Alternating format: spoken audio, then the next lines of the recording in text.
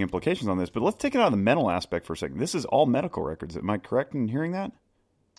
So, well, it's your criminal records too. I mean, so and Well, that yeah, goes back but to NICS, right? If you've got a felony, you can't, but buy a they're gun, they're pulling in medical records, which means right, correct. now all of a sudden if I had a broken arm or a torn rotator cuff or I had a knee surgery, somebody could arbitrarily deny me for that based on the idea that maybe poor Margaret, Margaret looks at this and goes, I don't think knee surgery qualifies somebody as competent or physically capable of handling a firearm, or maybe it's a hand surgery, because that's a little more close in proximity to actually handling a weapon and pulling the trigger. Sure, and yet ironically, those physical things are which some of them could, I mean, obviously they're attacking the mental side of why you couldn't handle a firearm properly. Which is back to demonizing mental health. But, whereas if you literally crushed your hand, you probably could hurt somebody trying to operate a firearm if you didn't have full recovery in your hand. So, and yet that's not addressed. Yeah. So it's all basically focused on mental health, and with the concept that, and these theories are brought into place by the whole idea that,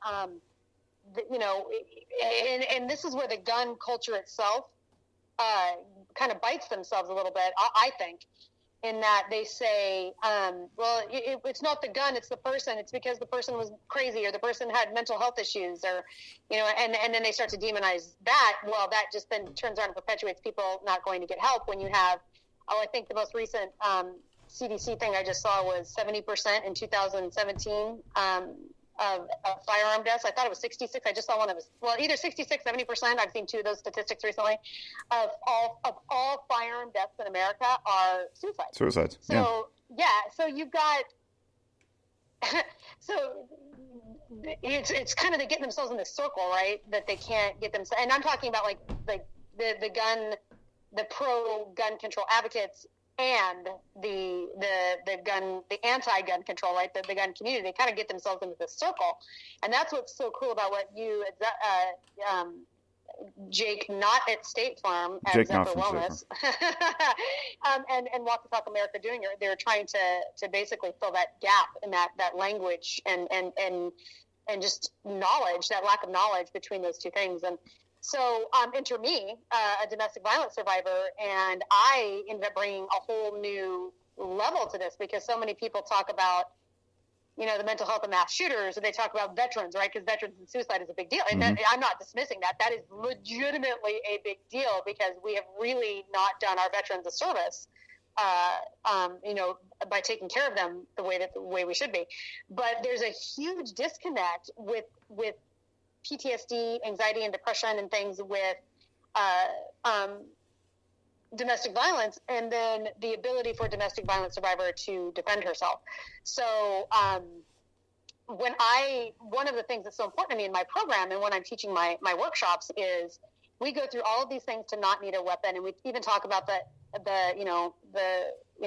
levels of awareness and how you stay in those levels, and when, how to start training your mind, like to start running yourself through mental scenarios, because, your brain is a muscle, right? So if you want to train, you need to train your brain just like you would any other muscle to be able to react.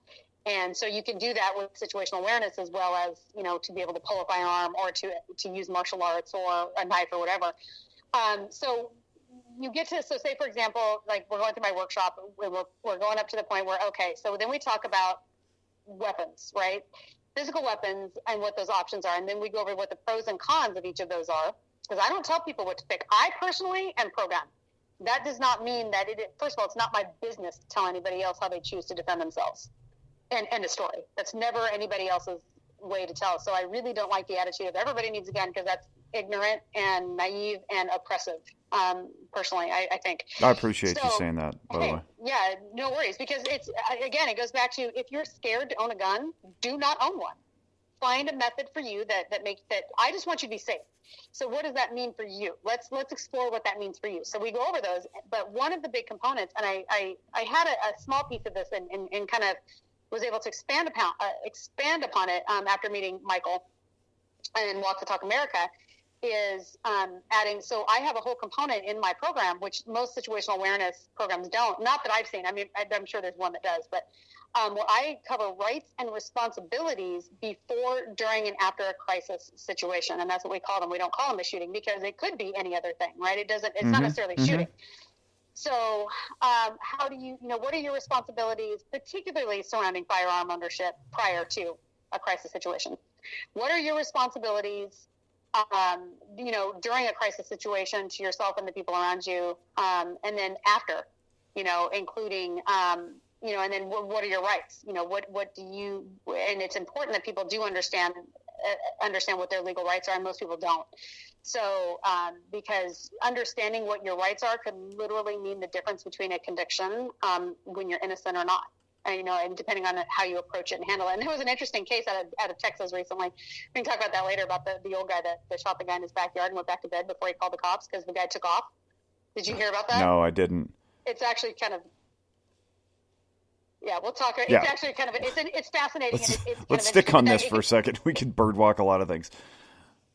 Yeah, so it's cool. It's actually it's definitely more about your rights and stuff. But but one of the big ones for me that I added in there and that we talk about at length is, what are your responsibilities to yourself and to your family and to the police, or the investigators or whatever after a crisis situation. So if you have to take lethal action against somebody, so shooting is the easiest one to use in this particular situation, right? Somebody breaks into your home, they're threatening your life, your family's life.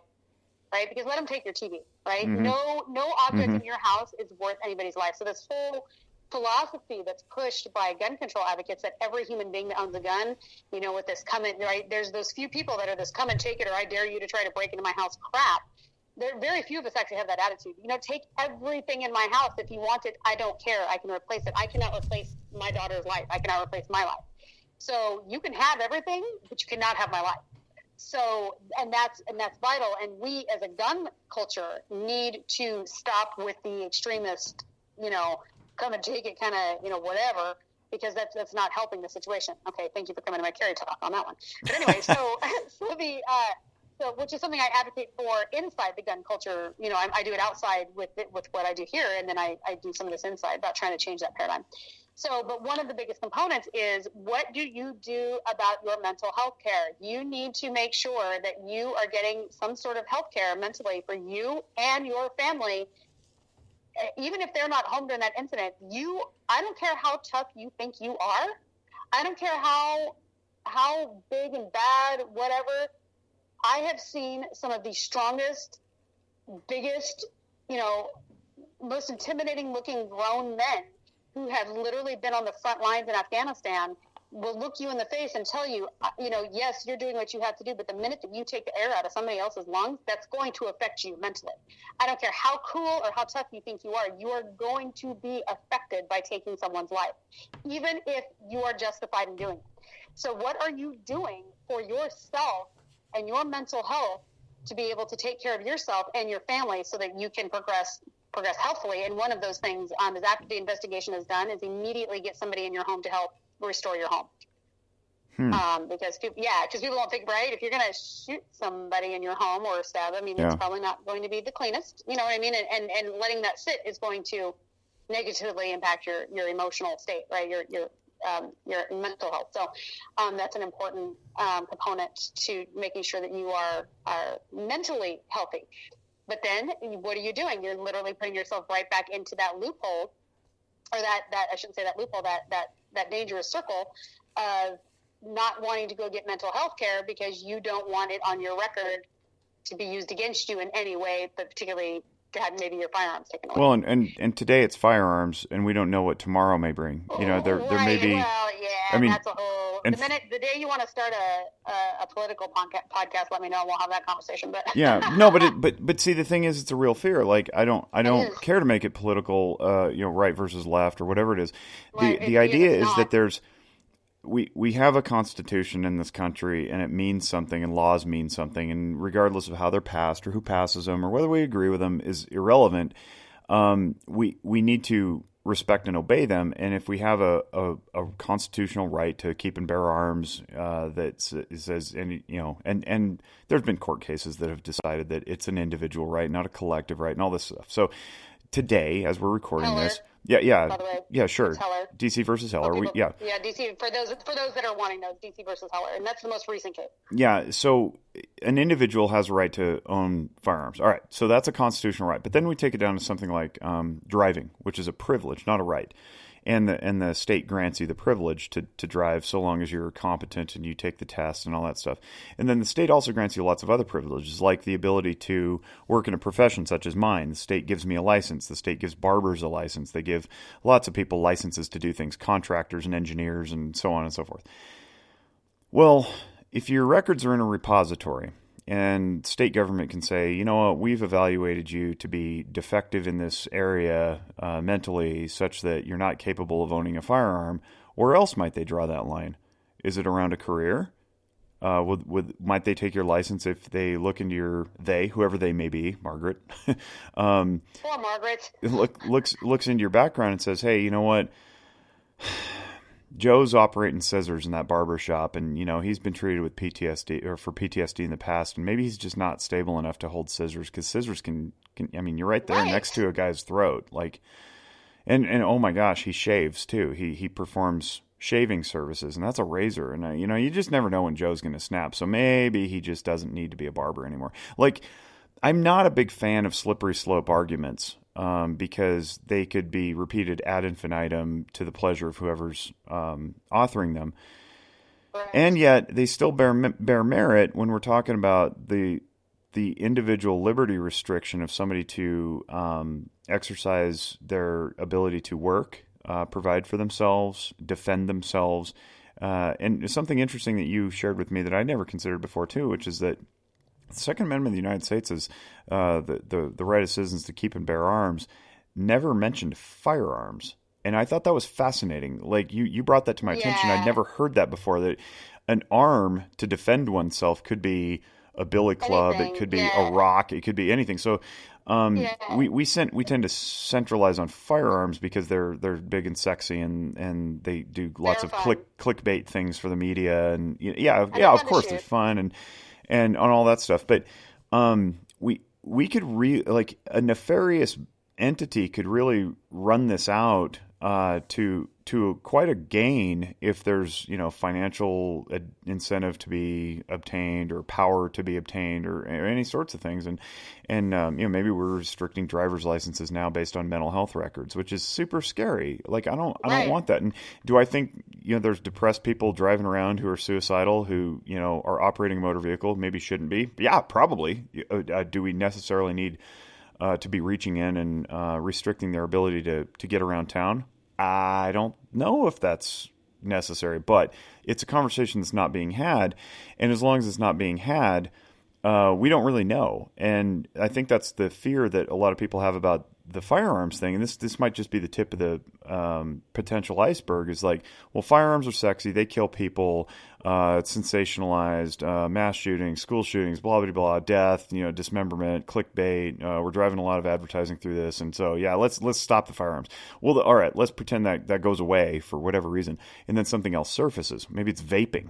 It's vaping's bad. What's going on with that now? Right, so you can... We don't regulate vaping. Nobody regulates vaping. I know the tobacco industry is trying to get it because why? Because then they can control the whole industry. So, let's regulate vaping to our implements and get rid of everybody else's implements that we squeeze out competition. So there's lots of nefarious ways that either are fomented by profiteering or power and control that could restrict rights and individual liberties and so on and so forth, all under the auspices of quote unquote the public good. So I think it should startle people, at least, that their individual mental health treatment could be thrown into some repository to be accessed later for the sole purpose of not protecting people, but restricting rights. And here's the real crux of it for me as a clinician. I take great umbrage at the fact that people are talking about mental illness as though it's permanent. And that really rankles me. Because if it is, then my profession ceases to exist. I'm out of a job and people will never heal, which is complete crap. And it's not something we would ever subscribe to, because if we did, then everybody just stay the same and we'd all just slowly deteriorate and we could never recover and there's no such thing as resilience, which we all know is not true. So it startles me that we would have such a, Washington is obvious, we're picking on Washington here because they're the ones that passed the law, but like all your medical records go into this repository now to be accessed for whatever purpose